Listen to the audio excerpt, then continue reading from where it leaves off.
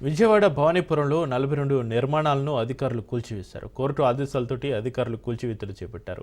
Lakshmirama cooperative building సొసైటీకి అనుకూలంగా court తీర్పునిచ్చింది. దీంతో భారీగా పోలీసు బందోబస్తు నడుమ కూల్చివేతలు చేపట్టారు. కూల్చివేసిన ప్రాంతం చుట్టూ లక్ష్మీరామ కోఆపరేటివ్ బిల్డింగ్ సొసైటీ గోడ కడుతుంది.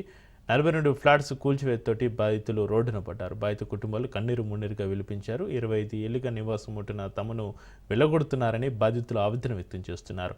పోలీసులతోటి బాధితులు వాగ్వాదానికి దిగారు. ఈ క్రమంలో ఉధృత పరిస్థితి నెలకొంది.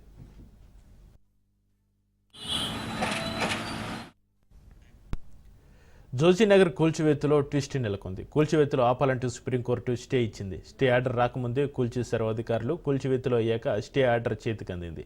ఇప్పుడు తమ ఇల్లు ఎవరు కట్టిస్తారని బాధితులు ఆవేదన వ్యక్తం చేశారు.